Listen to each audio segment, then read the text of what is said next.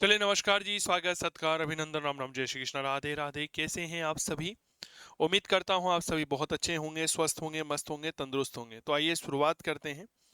Basically विश्व इतिहास में हम कल इटली के एकीकरण को कंप्लीट कर चुके थे, और जैसा कि आपको पता है हमारी एक परंपरा है कि कोई भी टॉपिक कंप्लीट होता है तो फिर हम उसका टेस्ट जो है वह आयोजित करते हैं। चलिए, पहला प्रश्न इटली के एकीकरण के परिप्रेक्ष्य में है। उम्मीद करता हूँ आप सभी प्यारे साथीगण जो हैं वो पढ़कर आए होंगे।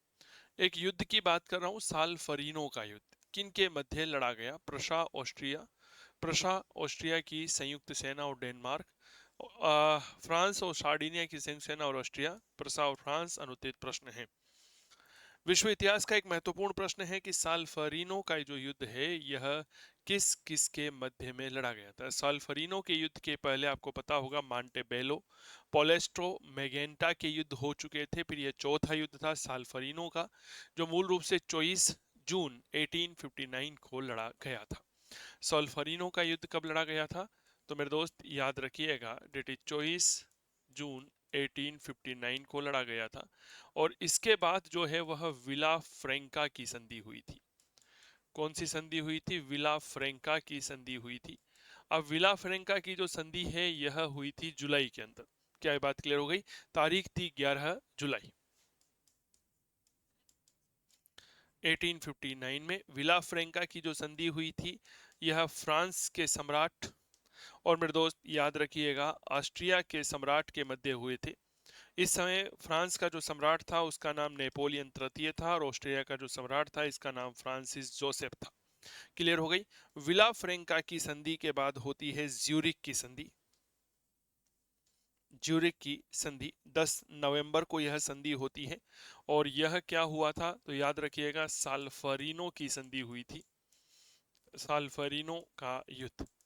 ठीक है, 24 जून 1859, विला फ्रेंका 11 जुलाई 1859, ज्यूरिक की संधि 10 नवंबर 1859 को हुई थी। इसमें सार्डिनिया और पिडमोंट का राजा विक्टर एमानुअल भी शामिल हुआ था, जिसने विला फ्रेंका की संधि की पुष्टि कर दी थी। मूल रूप से फ्रांस और सार्डिनिया की संयुक्त सेना और ऑस्ट्रिया के मध्य साल्फरिनो का युद्ध लड़ा गया था। राधे राधे कांता, स्वागत है। क्या ये बात क्लियर हो गई? अरे बताओ। देखो, मैंने आपसे पहले भी कहा है कि विश्व इतिहास में जो घटनाएं घटित हुई है ना उनकी एक सारणी तैयार कर लीजिएगा। क्या ये बात क्लियर हो गई? एक सारणी तैयार कर लीजिएगा, क्योंकि यह चीज़ें आप लोगों के लिए बेहद उपयोगी रहेगी। ऐसे टिप्स पर होना चाहिए। साल्फरिनो, फिर विला फ्रेंका हुआ, फिर ज्यूरिक की संधि होती है। क्या ये बात क्लियर हो गई? क्योंकि आगे आप देखेंगे ना तो यहाँ से सवाल बहुत बनते हैं। क्या ये बात क्लियर हो गई? अब देखिए, असिस्टेंट प्रोफेसर 2021 में पहला सवाल है। असिस्टेंट प्रोफेसर 2021 में इटली के एकीकरण से दूसरा सवाल। असिस्टेंट प्रोफेसर 2021 में तीसरा सवाल आया है। तो ये स्कूल व्याख्याता का सवाल है, एक स्कूल व्याख्याता का सवाल है, ये भी स्कूल व्याख्याता। लगातार 3 सवाल आए हैं। तो इटली के एकीकरण हो गया, जर्मनी का एकीकरण हो गया। यहाँ से आपके स्कूल लेक्चर एग्जाम में जो है वह आराम से दो तीन सवाल आते हैं। कभी कभी तो यहाँ तक भी देखा गया है कि सवालों की जो संख्या है वह बढ़कर के 4 से 5 भी हो जाती है। क्या है बात क्लियर? चलिए, अगला प्रश्न। इटली के एकीकरण की निम्नलिखित घटनाओं को कालक्रमानुसार व्यवस्थित करिए और नीचे दिए गए कूट की सहायता से विकल्प भरिए। सेडोवा, ज्यूरिक, विला फ्रेंका, प्लोम्बियर्स की संधि। ठीक है, बताओ भाई साहब। Sir, BADC, CADC, DBCA, ABDC अनुत्तरित प्रश्न है। यहाँ पर कुछ घटनाएं आप सभी प्यारे साथियों के सामने दे रखी है। सेडोवा का युद्ध है। इसके बाद माफी चाहूंगा, यहाँ पर इसको करेक्शन कर लीजिएगा, ये बी ही रहेगा। विला फ्रेंका है, फिर ज्यूरिक है। ठीक है, वो बेसिकली इधर आना चाहिए था, इसको इधर कर देते हैं ताकि ठीक रहेगा। यहाँ पर लिख लो विला फ्रेंका।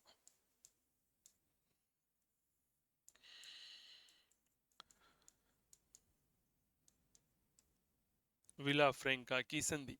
क्योंकि मैं इसमें बदलाव नहीं कर सकता। अगर इसमें बदलाव करूंगा तो फिर आगे मुझे सारे ऑप्शंस में बदलाव करना पड़ेगा। क्या ये बात क्लियर हो गई? हाँ या ना का जवाब दीजिएगा। बताओ भाई। इसका मतलब पढ़ के नहीं आए हो, पढ़ के आना चाहिए था। इटली का एकीकरण मैंने तो पूरा प्रिंट आउट निकलवा लिया इटली के एकीकरण का, देखो आप। मैं तो तुरंत जैसे ही मेरा कोर्स मेरा वो कंप्लीट होता है ना, क्या कहते हैं उसे, टॉपिक कंप्लीट होता है, मैं तुरंत प्रिंट आउट निकलवा लेता हूँ। ये पूरे इटली के एकीकरण का प्रिंट आउट है, फिर इसको पढ़ता हूँ कहीं कुछ गलत तो नहीं हो गया। ठीक है, ईश्वर के आशीर्वाद से आज दिन तक तो किसी भी बिंदु में कोई गलती नहीं हुई है, ये बात याद रखिएगा। ईश्वर के आशीर्वाद से कोई एक आध प्राचीन भारत में हुई थी जो मैंने साथ में ही कवर करवा ही दिया था। ठीक है, तो मेरे प्यारे साथियों, यहाँ पर जो बात समझिएगा, जो कुछ बातें की जा रही है, 3 जुलाई 1866 को सेडोवा का युद्ध हुआ था। 3 जुलाई 1866 सेडोवा का जो युद्ध है मूल रूप से किसके बीच हुआ था, तो ये हुआ था प्रशा प्लस ऑस्ट्रिया के बीच हुआ था, जिसमें प्रशा का साथ किसने दिया था, तो याद रखिएगा यह इटली ने साथ दिया था। इस सेडोवा के युद्ध के बाद अगस्त 1866 में प्राग की संधि होती है, और उस संधि के माध्यम से कहीं ना कहीं याद रखिएगा जो वेनेशिया का क्षेत्र था वह प्रशा ने इटली को दिला दिया था। विला फ्रेंका की संधि के बारे में भी थोड़ी देर पहले हमने चर्चा करी थी। 11 जुलाई 1859 को यह संधि हुई थी। यह संधि मूल रूप से फ्रांस के सम्राट नेपोलियन तृतीय और ऑस्ट्रिया के सम्राट फ्रांसिस जोसेफ के साथ हुई थी, जिस संधि की पुष्टि ज्यूरिख की संधि के माध्यम से की गई थी। यह संधि 10 नवंबर 1859 को हुई थी। प्लोम्बियर्स जो समझौता है, यह समझौता 21 जुलाई 1858 को हुआ था। 21 जुलाई 1858 को हुआ था। 1858 को प्लोम्बियर्स समझौता हुआ था। प्लोम्बियर समझौता मूल रूप से नेपोलियन तृतीय और काबूल के मध्य हुआ था, जिसमें यह कहा गया कि फ्रांस सार्डिनिया को ऑस्ट्रिया के खिलाफ युद्ध में मदद करेगा। बदले में सार्डिनिया जो है वह नीस और शेवाई का क्षेत्र जो है वह किसे देगा, फ्रांस को देगा। क्या ये बात क्लियर हो गई? तो इस तरह से हम इन घटनाओं को देखते हैं। सेडोवा का 3 जुलाई 1866 है, ज्यूरिख 10 नवंबर 1859 है, प्लोम्बियर्स 21 जुलाई 1858 है, विला फ्रेंका 11 जुलाई 1859 है। अब सही क्रम पूछा है तो देखो, सबसे पहले 1858 वाली घटना आएगी, यानी कि प्लोम्बियर समझौता। प्लोम्बियर समझौते के बाद घटना आएगी बी, सी ए, यानी कि आपके सही जवाब बैठेगा भैया DBCA। क्या ये बात क्लियर हो गई? एक बार हाँ या ना का जवाब दे दो। इसीलिए मैंने आपसे कहा है थोड़ा सा पढ़ के आइएगा, क्योंकि ये चीजें बेहद जरूरी है। क्लियर हो गई? हाँ या ना का जवाब दीजिएगा। थोड़ा सा स्वास्थ्य भी सही नहीं है, वायरल हो रखा है रात से ही। ठीक है, चलिए। निम्नलिखित नारों में से कौन सा नारा मेजिनी का नहीं था? ईश्वर में विश्वास रखो, सभी संगठित हो, स्वतंत्र इटली अमर रहे, इटली को दास्ता से मुक्त करो, और अनुत्तरित प्रश्न है। इनमें से क्या है जो कि मेजिनी का एक नारा नहीं था? मेजिनी ने 1831 में फ्रांस के मार्सेल्स नगर में यंग इटली की स्थापना की थी। ठीक है, देखो मेजिनी के बारे में एक बात याद रखना, इसने 1831 की घटना है। अगर मैं जगह की बात करता हूं तो फ्रांस का मार्सेल्स नगर है, और इस मार्सेल्स नगर में क्या की थी इसने? युवा इटली यानी कि यंग इटली की स्थापना की थी। यंग इटली की स्थापना बेसिकली इटली के एकीकरण को कंप्लीट करने के लिए की गई थी, और इसका नारा था परमेश्वर, जनता और इटली।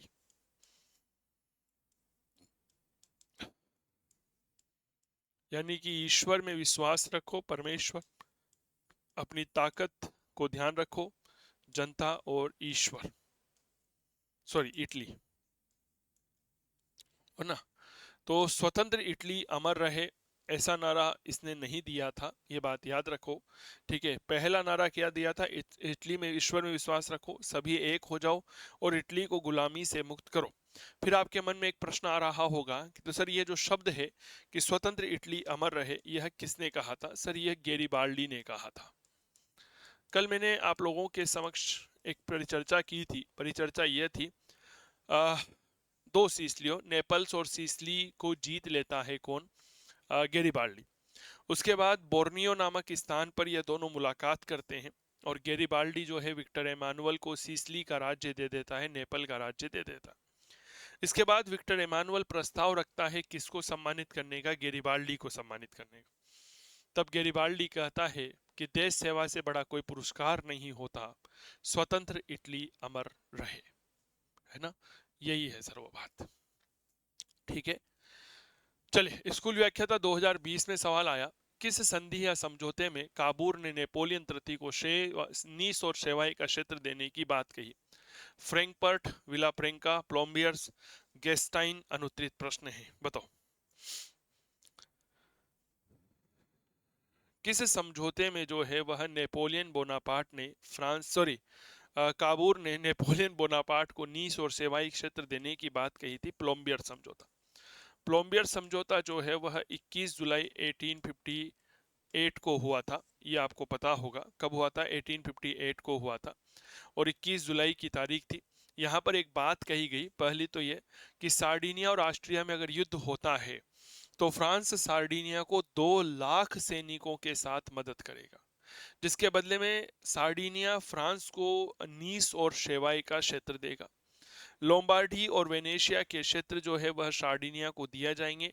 मध्य इटली के जो राज्य हैं परमा, मोडेना, टस्कनी में जनमत संग्रह करवाया जाएगा। और इसी में एक बात कही गई थी कि विक्टर एमानुअल जो है उसकी एक पुत्री थी क्लोटाइल्ड, उसका विवाह नेपोलियन तृतीय के चचेरे भाई जेरोम बोनापार्ट से करवाया जाएगा। याद आनी चाहिए आप सभी को, हमने इस बारे में बहुत शानदार परिचर्चा की थी। तो 21 जुलाई 1858 को प्लोम्बियर्स समझौता हुआ था और यह प्लोम्बियर्स समझौता फ्रांस के सम्राट नेपोलियन तृतीय व काबूल के बीच हुआ था। गेस्टाइन समझौता जर्मनी के एकीकरण में पढ़ेंगे और इस गेस्टाइन समझौते के माध्यम से ही क्या बात कही गई थी? बिस्मार्क ने कहा था कि हमने दरार को कागज के टुकड़े से भर दिया है। ठीक है ना, चर्चा करूंगा कैसे और क्यों ये बात कही गई थी। अब देखो कई बार क्या होता है, थोड़ा सा भावनाओं को समझने की कोशिश करिए। एग्जामिनेशन हॉल में कई बार रिपीटेशन सवालों का हो जाता है। कैसे हो जाता है? जो सवाल पहले पूछा गया था किस फॉर्मेट में, क्वेश्चन के फॉर्मेट में, वही सवाल अगले साल जो है ऑप्शन में आ जाता है। क्या ये बात क्लियर हो गई? स्कूल व्याख्याता 2013 में एक सवाल आया था कि प्लोम्बियर सा समझौता किस किस के बीच हुआ था? काबूल और Napoleon, Mazzini Napoleon, Garibaldi Napoleon, Napoleon और बिस्मार्क। बताओ अब आप। तो मेरे दोस्त, जब भी आप प्रश्न पत्र हल करें, जब भी आप एग्जाम की तैयारी करें, तो अपने दिमाग के घोड़ों को जो है वह आप एग्जामिनर की सोच के अनुसार ही दौड़ाएंगे। क्या ये बात क्लियर हो गई? अगला प्रश्न, यंग इटली का संस्थापक कौन था? अभी थोड़ी देर पहले हमने चर्चा की थी कि साहब यह मूल रूप से फ्रांस के मार्सेल्स नगर में स्थापित की गई थी। 1831 में स्थापित की गई थी। उद्देश्य क्या था? ईश्वर, जनता व मेरे दोस्त इटली। ठीक है, किसने स्थापित की थी? तो भैया याद रखना, मेजिनी ने इसकी स्थापना की थी। क्या ये बात क्लियर हो गई? ये बात याद रखना, यह मेजिनी वही है जो मूल रूप से इटली के एकीकरण की आत्मा कहलाता है। इटली के एकीकरण का मस्तिष्क काबूल को कहा जाता है। इटली के एकीकरण की जो तलवार है वह गैरिबाल्डी को कहा जाता है और इटली के एकीकरण का जो शरीर है वह विक्टर एमानुअल को कहा जाता है। ये इतिहासकार मेरियट ने बात कही थी, चर्चा करूंगा। मेजिनी ने ही इटालिया डेल पोपोलो नाम का समाचार पत्र लिखा था। इटालिया डेल पोपोलो, ये क्या था? तो याद रखिएगा, यह न्यूज़पेपर था जो सम्मानित किया, जो लिखा गया था। देखो, जब इटली के एकीकरण की चर्चा की जाती है, बहुत अच्छे से समझिएगा, इटली का एकीकरण, तो यहाँ पर एकीकरण में 4 महत्वपूर्ण व्यक्तियों के बारे में पढ़ते हैं। पहला व्यक्ति आता है जिसे हम कहते हैं मेजिनी। क्लियर? दूसरा व्यक्ति आता है जिसे हम कहते हैं काउंट कैमिलो डी काबूर। तीसरा व्यक्ति आता है जिसे हम कहते हैं विक्टर एमानुअल, पिडमोंट और सार्डिनिया का शासक था। इतिहास की बात आप इस समय चंदू जैन के साथ कर रहे हैं। और चौथा व्यक्ति आता है जिसे हम कहते हैं गैरिबाल्डी। प्रत्येक व्यक्ति की अपनी अलग छवि थी, अलग विशेषता थी। मेजिनी जो है वह इटली के एकीकरण की आत्मा कहलाता है। काबूर जो है यह मस्तिष्क कहलाता है। कभी इटली के एकीकरण में काबूर के योगदान को पढ़िएगा, काफी कुछ सीखने को मिलेगा। विक्टर एमानुअल जो है वह शरीर कहलाता है। और गेरिबाल्डी जो है वह इटली के एकीकरण की तलवार कहलाता है। क्या ये बात क्लियर हो गई? और मैं बार बार निवेदन कर रहा हूं, विशेष तौर पर उन विद्यार्थियों से जो मुझसे पढ़ रहे हैं, मेरे ऐप में कोर्स ले रखा है, भैया विश्व इतिहास में रिवीजन को स्थान देना। क्या ये बात क्लियर हो गई? हाँ, ये बात याद ही रखिएगा, रिवीजन शुड बी मस्ट, बेहद आवश्यक है रिवीजन। ठीक है, अगला, रिसोर्जिमेंटो अखबार के संपादक कौन थे? मेजिनी, विक्टर एमेनुअल, गेरिबाल्डी, केबूर और अनुत्तरित प्रश्न है। एक समाचार पत्र के बारे में बात करी जा रही जो 1847 में पत्रिका में प्रकाशित हुआ था। ठीक है सर, कब प्रकाशित हुआ? यह 1847 में प्रकाशित। और किसने प्रकाशित किया था? तो नाम याद रखिएगा जी, काउंट केमिलो डी काबूर ने प्रकाशित किया था। काबूर ने ही इटली के एकीकरण में विदेशी सहयोग को आवश्यक माना था। इसी कारण उसने कहा था कि हम चाहें या ना चाहें, मगर हमारा भाग्य फ्रांस पर निर्भर है। क्या ये बात क्लियर हो गई? चलो अगली बात, देशभक्ति से बड़ा कोई सम्मान नहीं, स्वतंत्र इटली अमर रहे। यह कथन किसका है? Garibaldi, Mazzini, Victor Emmanuel, Napoleon? अनुत्तरित प्रश्न है, बताओ भाई साहब। देशभक्ति से बड़ा कोई पुरस्कार नहीं है और स्वतंत्र इटली जो है वह अमर रहे। ये बात कही गई थी गेरिबाल्डी के द्वारा। किसने कही थी? गेरिबाल्डी। गेरिबाल्डी ने ही यहाँ पर लाल कुर्ती दल का गठन किया था, इटली के एकीकरण में महत्वपूर्ण है। रेड शर्ट ग्रुप कहलाता है, जिसे द थाइजेंट नाम दिया गया था, पता होगा। इसे देशद्रोह के आरोप में मृत्युदंड दिया गया था। भागकर यह दक्षिणी अमेरिका चला गया था, वापस आया था 1848 में, लेकिन वापस चला गया। 1854 में वापस आता है, केफ्रीरा नाम का टापू खरीद लेता है। पता होगा आपको कौन सा टापू खरीदा था? डेट इज केफ्रीरा टापू खरीद लिया था। बाद में यह जो है दो सीसलियों के राज्य को जीत लेता है। सबसे पहले सीसली को जीता था, फिर नेपल्स को जीता था अंग्रेजों की मदद लेकर, यानी कि इंग्लैंड की सहायता से यह सीसली पहुंचा था जेनोवा से। पता होगा आप लोगों को, केवल 1 महीने के अंदर ही जीत लिया था। फिर जो सीसलियों के राजा थे, नाम था फ्रांसिस द्वितीय, उसने गेटा के किले में जाकर के शरण ली थी। बाद में वही फ्रांसिस द्वितीय जो है रोम के शासक पोप के से मदद मांगेगा। क्या ये बात क्लियर हो गई? हाँ या ना का जवाब दीजिएगा। चले साहब, इटली को वेनेशिया कब प्राप्त हुआ? 1864, 1866, 1870, 1856? अनुत्तरित प्रश्न है। हाँ, बहुत बढ़िया, वेरी गुड कांता। यहाँ पर एक छोटा सा प्रश्न है कि साहब इटली को वेनेशिया जो है वह कब प्राप्त हुआ था? देखो साहब, घटना है मूल रूप से 1866 की। 1866 में एक युद्ध हुआ था जिसे हम इतिहास में सेडोवा का युद्ध कहते हैं। क्या कहते हैं? याद रखिएगा, कोल्ड सेडोवा का युद्ध, the battle of Sedova. Sedova का युद्ध मूल रूप से प्रशा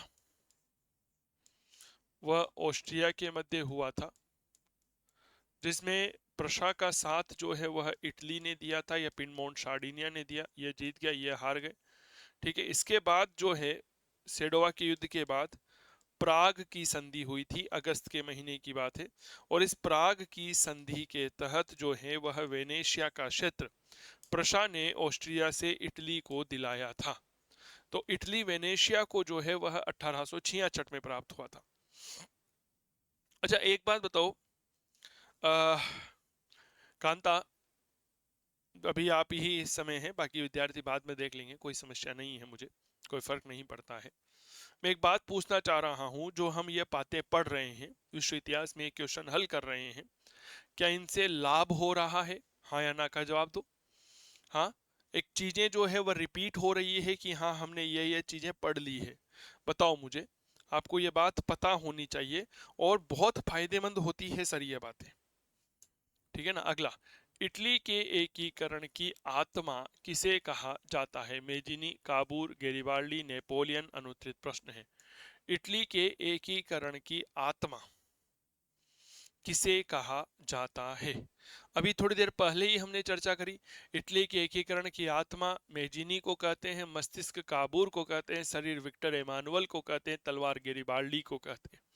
ठीक है, तो मेजिनी को कहा जाता है, यह बात थोड़ा सा याद रखना। कार्बोनेरी नाम की संस्था का गठन नेपल्स में कब की गई? 1806, 1810, 1831, 1848? अनुत्तरित प्रश्न। कार्बोनेरी जो संस्था थी मूल रूप से खान मजदूरों की संस्था थी।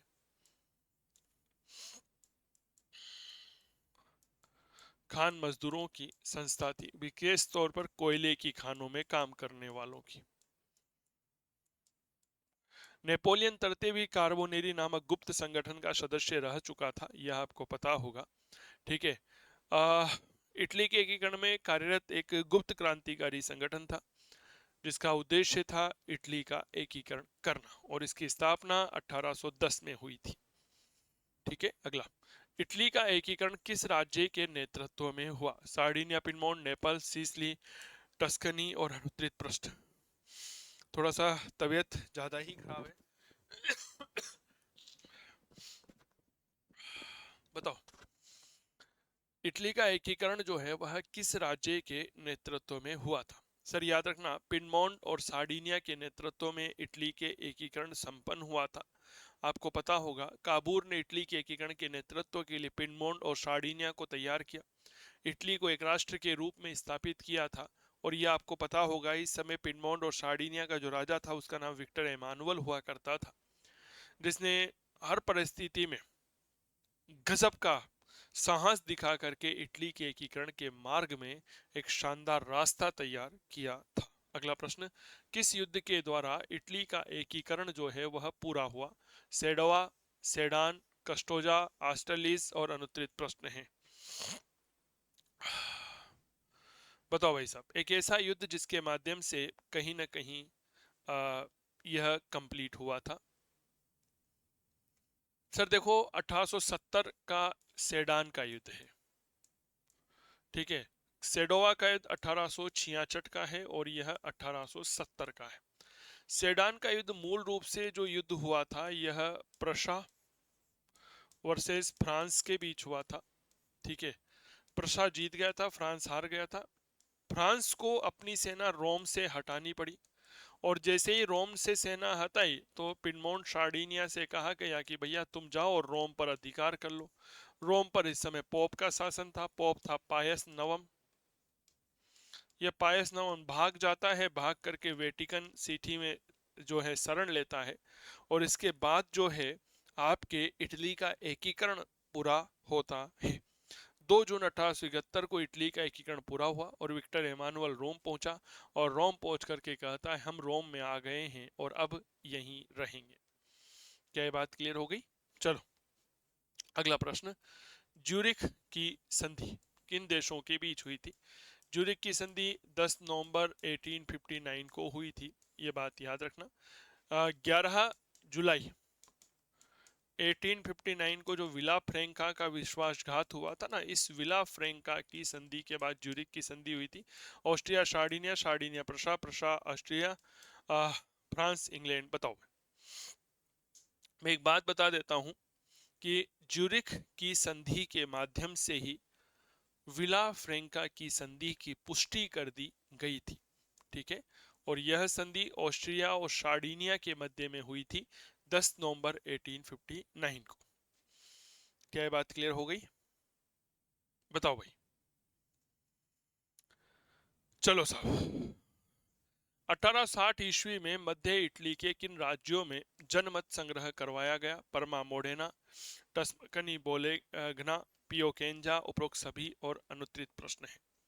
अब याद करो, आपके नोट्स के पन्ने पलटोगे तो आपको इस बात की जानकारी मिल जाएगी कि कहां पर जो है वह किन राज्यों में जनमत संग्रह करवाया गया था।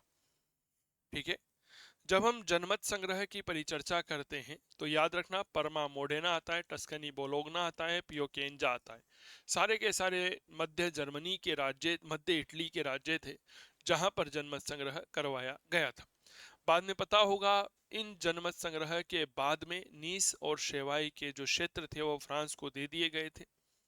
गेरिबाल्डी यहाँ पर काबूल की आलोचना करता है और कहता है कि तुमने मुझे अपनी ही मातृभूमि में विदेशी बना दिया। क्यों? क्योंकि जो नीस था तो नीस गेरिबाल्डी का जन्म स्थल था। क्लियर हो गई। अगला प्रश्न, इटालिया डेल पोपोल किसका समाचार पत्र है? Mazzini, Garibaldi, काबूर, जियोबर्ती। अनुत्तरित प्रश्न है। एक समाचार पत्र के बारे में बात कर रहा हूं। समाचार पत्र है इटलिया डेल पोपोल। थोड़ी देर पहले भी हमने चर्चा की थी। यह जो समाचार पत्र है यह मेजिनी के द्वारा लिखा गया था। ठीक है, किसका है? मेजिनी। थोड़ी देर पहले चर्चा की थी ना हमने।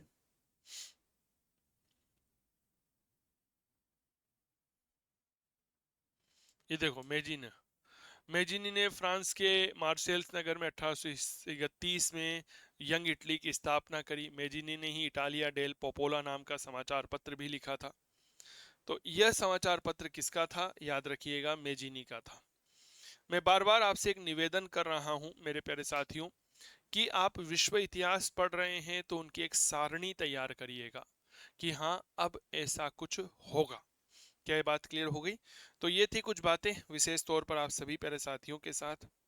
इटली के एकीकरण में यही महत्वपूर्ण प्रश्न है क्योंकि इन प्रश्नों के माध्यम से अधिकांश इतिहास हमारा कंप्लीट हो चुका है। अगर आप इतिहास विषय का कोर्स लेना चाहते हैं तो मेरे प्यारे साथियों आप डाउनलोड कर सकते हैं काव्य क्लासेस कोटा का मोबाइल एप्लीकेशन। इसका लिंक हमने डिस्क्रिप्शन बॉक्स में दे रखा है जहां पर कंप्लीट कोर्स अवेलेबल है। बहुत बहुत आभार आप सभी का। धन्यवाद। स्वस्थ रहें, मस्त रहें, तंदुरुस्त रहें। आज के लिए इतना ही क्योंकि स्वास्थ्य भी सही नहीं है। ठीक है, चलिए, थैंक यू सो मच।